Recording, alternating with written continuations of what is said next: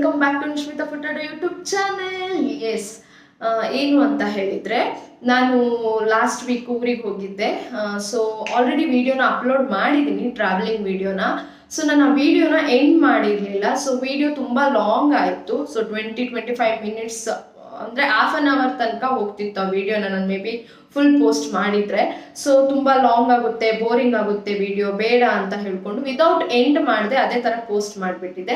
So ಅದರಿಂದ next ನಾನು ಅಲ್ಲಿ ಇದ್ದಿದ್ದಾಗಲಿ ಹೋಮ್ ಟೂರ್ ವಿಡಿಯೋ ಆಗಲಿ ಅದೆಲ್ಲ ಮಾಡಿದ್ದೀನಿ. ಸೊ ಅದನ್ನು ಈ ವಿಡಿಯೋದಲ್ಲಿ ಪೋಸ್ಟ್ ಮಾಡಲಿಕ್ಕೋಸ್ಕರ ಇಂಟ್ರೋ ಕೊಟ್ಬಿಟ್ಟು ಸ್ಟಾರ್ಟ್ ಮಾಡೋಣ ಅಂತ ಹೇಳ್ಕೊಂಡು ಈ ವಿಡಿಯೋನ ಸ್ಟಾರ್ಟ್ ಮಾಡಿದ್ದೀನಿ. ಸೊ ಮೊನ್ನೆದು ಟ್ರಾವೆಲಿಂಗ್ ವಿಡಿಯೋ ಕಂಟಿನ್ಯೂಟಿ ವಿಡಿಯೋ ಏನಿದೆ ಇಲ್ಲಿ ಪೋಸ್ಟ್ ಮಾಡ್ತಾ ಇದ್ದೀನಿ. ಪ್ಲೀಸ್ ಹೋಗಿ ವಾಚ್ ಮಾಡ್ಕೊಂಡು ಬನ್ನಿ. ಸೊ ಇದು ನಾವು ತಗೊಂಡಿರುವ ಮನೆ ಫಾರ್ 3 days. 3 ದಿನ ಇಲ್ಲೇ ಇರ್ತೀವಿ. ನಿಮ್ಗೆ ತೋರಿಸಲ್ಲ ಬಿಡೆ, ಚೆನ್ನಾಗಿದೆ. ಸೊ ಇದು ಕಿಚನ್ ಇದೆ, ಹಾಗೆ 2 ಬೆಡ್ರೂಮ್ ಇದೆ, ವಾಶ್ರೂಮ್ ಇದೆ, ಇಂಡಿಯನು ಇದೆ, ವೆಸ್ಟರ್ನು ಇದೆ. ಇದೊಂದು ಬೆಡ್ರೂಮ್, ಇದೊಂದು ಬೆಡ್ರೂಮ್. ಫುಲ್ ಟಯರ್ಡ್ ಏನು ಆಗಿಲ್ಲ, ಬಟ್ ಸ್ವಲ್ಪ ಅಲ್ಲ ತುಂಬಾ ಲಾಂಗ್ ಆಯಿತು. ಸೊ ಈಗ ಅಡುಗೆ ಮಾಡಬೇಕು. ಮೀನು ತಂದಿದ್ದೀವಿ, ಮೀನು ಫ್ರೈ ಮಾಡಿ, ದಾಲ್ ಸಾರು ಮಾಡಿ, ಅನ್ನ ಮಾಡಿ, ಊಟ ಮಾಡಿ ಮಲ್ಗೋದು. ನಮ್ಮ ಅಕ್ಕವರು ಆಲ್ರೆಡಿ ಕಿಚನಿಗೆ ಹೋಗಿ ಅಡಿಗೆ ಪ್ರಿಪೇರ್ ಮಾಡ್ತಾ ಇದ್ದಾರೆ. ಏನ್ ಮಾಡ್ತಿದ್ಯಾ? ಇದ್ರಲ್ಲೇನಿದೆ? ಇದರಲ್ಲಿ ಬೇಳೆ ಮಾಡಿರ್ತೀವಿ. ಇನ್ನು ಬೇಳೆ ಸಾರಿ, ಬೇಳೆ ರೆಡಿ ನೀರಿಲ್ಲ, ನೀರು ತರಕ್ ಹೋಗಿದ್ದಾರೆ. ಇಲ್ಲೊಂದು ಫಿಶ್, ಇದೇನು ಇಲ್ಲೊಂದು ಫಿಶ್, ಇಲ್ಲೊಂದು ಫಿಶ್, ಫಿಶ್ ಸುರಿಮಳೆ, ಇದೆಲ್ಲ ಐಟಮ್ಸ್. ಇದೆಲ್ಲ ಈಗ ಸದ್ಯಕ್ಕೆ ರೇಷನ್ ತಂದಿರೋದು 3 ದಿನಕ್ಕೋಸ್ಕರ. ಇದೆ ಹಿಂಗ್ ಮಾಡ್ತಾ ಅಡುಗೆ ಮಾಡಿ ಚೆನ್ನಾಗಿದೆ. ಏನಂತಂದ್ರೆ ಕ್ಲೀನ್ ಆಗಿದೆ. ಇನ್ನೊಂದೇನು ಅಂತಂದ್ರೆ ಹೋಟೆಲ್ ಹೋದ್ರೆ ಪ್ರಾಬ್ಲಮ್ ಏನಾಗುತ್ತೆ ಗೊತ್ತಾ? ಈಗ ಹೋಟೆಲ್ದು ಚಾರ್ಜಸ್ ಎಷ್ಟಾಗುತ್ತೆ ಯಾರಿಗೆ ಒಬ್ರು ಹೋದ್ರು ಪರವಾಗಿಲ್ಲ, ಬಟ್ ಒಂದು ಹೋಟೆಲ್ ಅಲ್ಲಿ ಹಬ್ಬ ಅಂದ್ರೆ ಒಂದು 2 ಮೆಂಬರ್ಸ್ ಇರ್ಬೋದು ಅಷ್ಟೇ. ಅದು ಬಿಟ್ರೆ ಇನ್ನೊಂದು ಮೆಂಬರ್ನ ಎಕ್ಸ್ಟ್ರಾ ಆಡ್ ಮಾಡ್ತೀವಿ ಅಂದ್ರೆ ಮತ್ತೆ 700 to 1400 rupees ಒಂದು ಬೆಡ್ಡಿಗೆನೆ ಅವ್ರು ಚಾರ್ಜಸ್ ಮಾಡ್ತಾರೆ. ಅದೊಂದು. ಇನ್ನೊಂದೇನಂದ್ರೆ ಹೋಟೆಲ್ಗೆ ಬೆಳಿಗ್ಗೆ ಊಟ ಸಪರೇಟು, ಮಧ್ಯಾಹ್ನ ಊಟ ಸಪರೇಟು, ರಾತ್ರಿ ಊಟ ಸಪರೇಟು, ಕಾಫಿ, ಒಂದು ಎಕ್ಸ್ಪೆನ್ಸಿವ್ ಇದೆ. ಪ್ಲಸ್ ನಮ್ ಹೆಲ್ತ್ ಹಾಳಾಗುತ್ತೆ, ಯಾಕಂದ್ರೆ ಗ್ಯಾಸ್ಟ್ರಿಕ್ ಅದು ಇದು ಅಂತ ಹೇಳ್ಕೊಂಡು ಹೋಟೆಲ್ ಊಟಕ್ಕೆ ಹಂಗಂತ ಹೇಳ್ಕೊಂಡು ತುಂಬಾ ಹೈಜಿನ್ ಇದ್ದೀನಿ ಅಂತ ಅಲ್ಲ.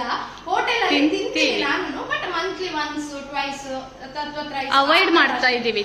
ಅವಾಯ್ಡ್ ಮಾಡ್ತಾ ಇದೀವಿ ಅಂತ ಅಲ್ಲ, ಬಟ್ ಅಷ್ಟೇ ಟ್ವೈಸ್ ಇಲ್ಲ ಥ್ರೈಸ್ ಅಷ್ಟೇ. ತುಂಬಾ ಮನೇಲಿ ನಾವು ಮಾಡಿ ಮಾಡಿ ಮಾಡಿ ಬೇಜಾರಾದ್ರೆ ಮಾತ್ರ. ಇಲ್ಲಾಂದ್ರೆ ನಾವು ಆಲ್ಮೋಸ್ಟ್ ಈಗ ನನ್ನ ಬ್ಯಾಕ್ ವಿಡಿಯೋದಲ್ಲೂ ಆಲ್ಮೋಸ್ಟ್ ಇಲ್ಲೇ ರೆಡಿ ಮಾಡಿ ಅಡುಗೆ ಮಾಡಿ ತಿಂದು ಎಂಜಾಯ್ ಮಾಡಿರೋದೇ ನೋಡಿರೋದು. ಸೊ ನಮಗೆ ಸ್ವಲ್ಪ ಕೆಲಸ ಇತ್ತು ಕುಂದಾಪುರದಲ್ಲಿ, ಸೊ ಹಾಗಾಗಿ ಬಂದಿದ್ವಿ. ನಾವು ಮಂಗಳವಾರ ಬೆಳಿಗ್ಗೆ ರಿಟರ್ನ್ ಆಗ್ತೀವಿ. ಅಲ್ಲಿ ತನಕ ರೂಮ್ ಬೇಕಲ್ವಾ ಅಂತ ಹೇಳ್ಕೊಂಡು ನಮಗೆ ಇದು 4000 ಇದಿತ್ತು. ನಮ್ಮ ಮನೆಯವರು ಇದಾರಲ್ವಾ, ಅವ್ರದ್ದು ಡೀಲರ್ ಮುಖಾಂತರ ನಮಗೆ ಇದು ರೂಮ್ ಸಿಕ್ಕಿರೋದು. ಸೊ ಅವರು 4000 ಅಂತ ಹೇಳಿದ್ರು. 3500 rupeesಗೆ 5 ಮೆಂಬರ್ಸ್ಗೆ ಮಾಡ್ಕೊಟ್ಟಿದ್ದಾರೆ ಗೊತ್ತಿರೋದ್ರಿಂದ. ಇಲ್ಲಾಂದ್ರೆ 5000 ತನಕ ಚಾರ್ಜಸ್ ಮಾಡ್ತಾರೆ. ಬಟ್ ಚೆನ್ನಾಗಿದೆ, ಬಿಸಿನೀರಿದೆ, 3 ಬಾತ್ರೂಮ್ ಇದೆ, ಹಾಗೆ ಫ್ರಿಡ್ಜ್ ಇದೆ, ವಾಷಿಂಗ್ ಮಿಷಿನ್ ಇದೆ, ಗ್ಯಾಸ್ ಇದೆ, ಅವ್ರದ್ದು ಪಾತ್ರೆಗಳನ್ನು ಇಟ್ಟಿದ್ದಾರೆ. ನಾನು ಅದನ್ನು ಒಂದು ಪಾತ್ರೆ ಕುಕ್ಕರ್ ತಂದಿದ್ದೆ, ಆದ್ರೂ ಇದೆಲ್ಲ ಪಾತ್ರೆ ಇದೆಲ್ಲ ಯೂಸ್ ಏನಿಲ್ಲ, ದೊಡ್ಡ ದೊಡ್ಡ ಪಾತ್ರೆ ತಂದು ಇಟ್ಟಿದ್ದಾರೆ, ಯೂಸ್ ಮಾಡ್ಕೊಂಡು. ಮತ್ತೆ ಶಾಪ್ಗಳು ಹತ್ರ ಇದೆ. ಶಾಪ್ ಇಲ್ಲ ಹತ್ರದಲ್ಲಿದೆ. ಬೆಸ್ಟ್ ಅಂತ ಹೇಳ್ಬೋದು. ಮೀನ್ ರೇಟ್ ಕಮ್ಮಿ ಇದೆ. ಮೀನ್ ರೇಟು ಪ್ಲಸ್ ಪಾಯಿಂಟ್ ಅಂದ್ರೆ ನಾವು ಕರೆಕ್ಟ್ ಟೈಮಿಗೆ ಬಂದಿದೀವಿ. ಅಂಜಲ್ ಮೀನಿಗೆಲ್ಲ ಹಬ್ಬ ಅಂತ ಹೇಳಿದ್ರೆ 350 rupeesಗೆ 2 rupees ಅಂಜಲ್ ಇಷ್ಟಿದೆ. ಸೊ ಹಾಗಾಗಿ ಇದಿಷ್ಟು. ಈಗ ಏನಿದೆ, ಏನು ಅಂಜಲ್ ಮಾಡಿದ್ನಲ್ವಾ, ಇದಿಷ್ಟು ಅಂಜಲ್ಗೆ ಎಷ್ಟಾಯ್ತು ಗೊತ್ತಾ? 100 rupees ಆಗಿರೋದು ಅಂಜಲ್ ಮೀನು.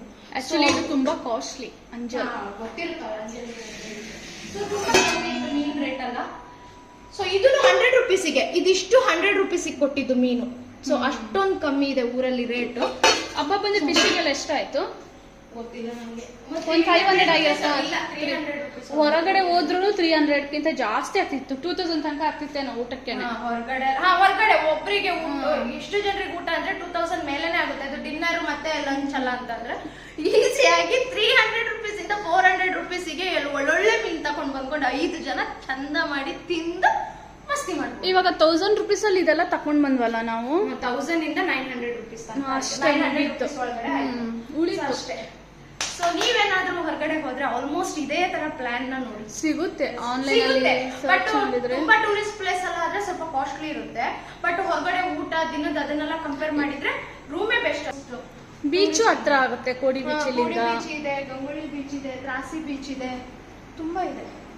ಮಲ್ಪೆ ಹತ್ರ ಆಗುತ್ತೆ. ತಕೊಂಡ್ ಬಂದೆಲ್ಲ ಎಲ್ಲ ಇಲ್ಲೇ ಐಟಮ್ ಎಲ್ಲ ಬಿಸಾಕಿಟ್ಟಿದ್ದೀವಿ. ರೂಮ್ ಮಾತ್ರ ತುಂಬಾ ದುಡಿದಿದೆ ಈ ರೂಮು. ಹಾಲ್ ಈಗ ಹಾಲ್ ನಿಜವಾಗ್ಲು ಒಂದು ಮನೆಗೆ ಬಂದಂಗಿದೆ ನಮಗೆ. ಇದು ಆಕ್ಚುಲಿ ಮನೆನೇ, ಬಟ್ ನಮ್ದೇ ಓನ್ ಮನೆಗೆ ಬಂದಂಗಿದೆ. ಇದು ತುಂಬಾ ಚೆನ್ನಾಗಿದೆ. Dining table. ಮಾವ ಅಮಿತ್ ನೀರ್ ಮತ್ತೆ ಫ್ರೂಟ್ಸ್ ತಕೊಂಡ್ ಬರೋಣ ಅಂತ ಹೇಳಿ ಹೋಗಿದ್ದಾರೆ. ಸೊ ಹಾಗಾಗಿ ವೇಟ್ ಮಾಡ್ತಾ ಇದ್ದೀನಿ. ಅವ್ರು ಬಂದಿದ್ದೆ, ಅಡುಗೆ ಮಾಡಿ ಬೇಗ ಊಟ ಮಾಡಿ. ಏನೆಲ್ಲ ರೆಡಿ ಆಯ್ತು ನಿಶ್ಮಿತಾ?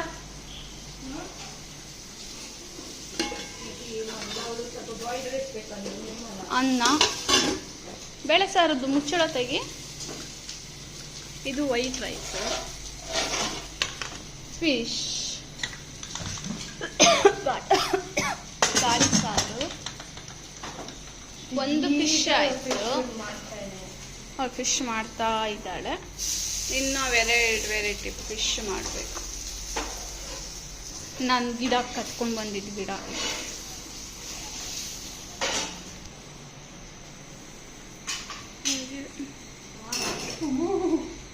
ಬಿಳ್ಸು ಕ್ಲೀನ್ ಮಾಡುವ ಅಷ್ಟೇ.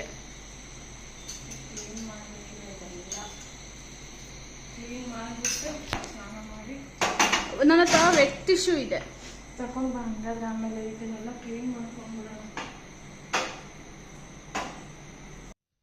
2 BHK ತಕೊಂಡ್ರು ನಮ್ಮ ನಿಶ್ಮಿತಾ ಎಲ್ಲರೂ ಇಲ್ಲೇ ಮಲ್ಗೋಣ ಅಂತ ಇದು ಮಾಡ್ತಾಳೆ.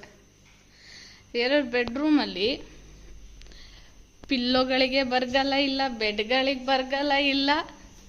ಎಷ್ಟು ದೊಡ್ಡ ಬೆಡ್ಗಳು ಕೊಟ್ಟಿದ್ದಾರೆ. ಎಲ್ಲ ಬಿಟ್ಟು ಒಟ್ಟಿಗೆ ಮಲ್ಗಬೇಕಂತ ಅವಳಿಗೆ. ಇಷ್ಟು ದೊಡ್ಡದಿದೆ ಬೆಡ್ಗಳೆಲ್ಲ. ಎಲ್ಲ ಬಿಟ್ಟು ಎಷ್ಟು ಅವಳು ಕೂಗ್ತಾಳೆ. ಅದಕ್ಕೆ ಬೌಜಿ ಕಾಮಿಡಿ ಮಾಡ್ತಿಲ್ಲ.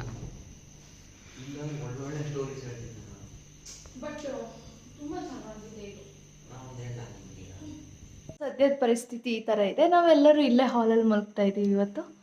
ಸೊ ಈ ವಿಡಿಯೋನ, ಈ travel Bangalore to Kundapur travel ವಿಡಿಯೋನ ಇಲ್ಲೇ ಎಂಡ್ ಮಾಡ್ತಾ ಇದ್ದೀನಿ. ಈ ವಿಡಿಯೋ ನಿಮಗೆ ಇಷ್ಟ ಆದರೆ please like, share and please subscribe my YouTube channel. Thank you for watching.